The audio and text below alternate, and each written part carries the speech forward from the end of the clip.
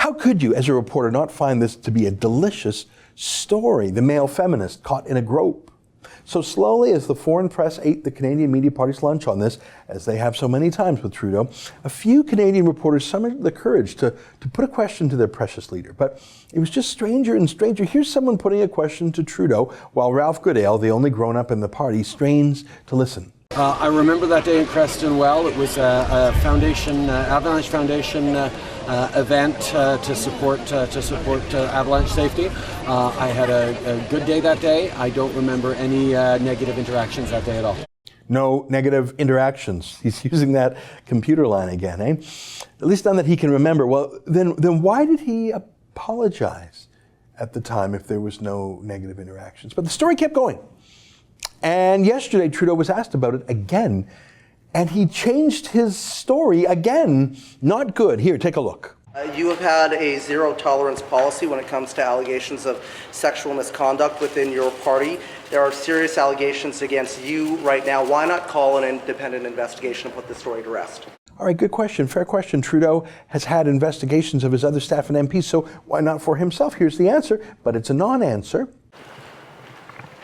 Obviously, this is a situation that has been very much on my mind over the past few weeks. It's a issue that I have been deeply engaged with, not just as a leader, but all my life since my early 20s in university, active on issues around sexual assault and behaviors. Hang on, is that true? Has Justin Trudeau actually done anything about sexual assault in his whole life? I mean, I'm sure he gives little video clips about it, but do you really believe that Justin Trudeau has actually done anything on the file in his life? I'm not talking about foolish little things like this. There's lots of things you can do to be a better feminist as a man, but here's a simple one.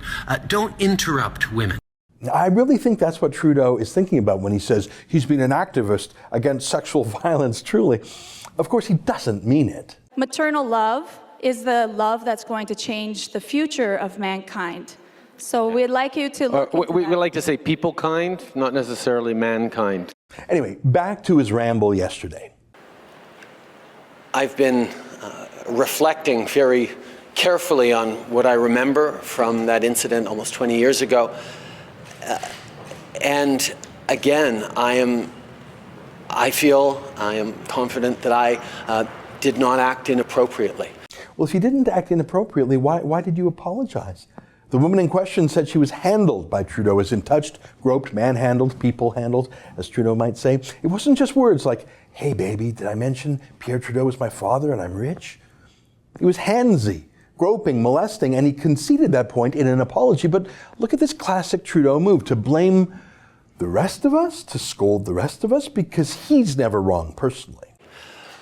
But part of this awakening that we're having as a society, a long-awaited realization, is that it's not just one side of the story that matters, that the same interactions could be experienced very differently from one person to the next. And I am not going to speak for the woman in question. I would never presume to speak for her.